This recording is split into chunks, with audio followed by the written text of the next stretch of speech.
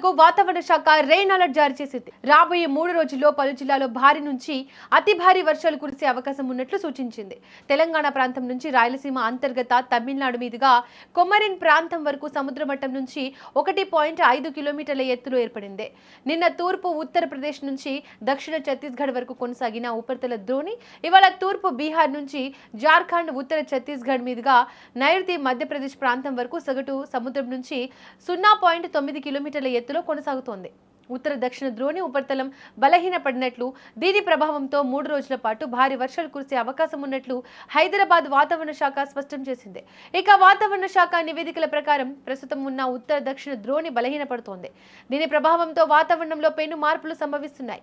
ఫలితంగా బంగాళాఖాతం నుంచి వీస్తున్న తేమ గాలుల వల్ల తెలుగు రాష్ట్రాల్లో మేఘాలు కమ్మేస్తున్నాయి.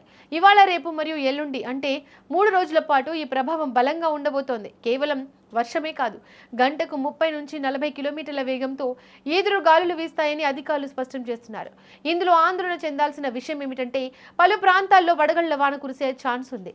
ఇప్పటికే చేతికి వచ్చిన పంటను కాపాడుకునేందుకు రైతులు తీవ్ర ఇబ్బంది పడుతున్నారు. ఇలాంటి టైంలో ఈ అకాల వడగాళ్ల వాన అన్నదాత గుండెల్లో పిడుగులాంటి వార్తే అని చెప్పాలి. అటు ఏపీలో కూడా రాబోయే 3 రోజుల పాటు వర్షాలు కురుస్తాయని అమరావతి వాతావరణ శాఖ తెలిపింది. తేలికపాటి నుంచి ఒక మోస్తరు వర్షం లేదా ఉరుములతో కూడిన జల్లులు 1 లేదా 2 చోట్ల కురిసే అవకాశం ఉందని వాతావరణ శాఖ వెల్లడి చేసింది. ఉరుములతో కూడిన మెరుపులు, బలమైన గాలులు గంటకు 40 నుంచి 50 కిలోమీటర్ల వేగంతో 1 లేదా 2 చోట్ల వీచే అవకాశం ఉందని స్పష్టం చేసింది. వేడి, తేమ, అసౌకర్యమైన వాతావరణ పరిస్థితులు ఏర్పడే అవకాశం ఉందని తెలిపింది.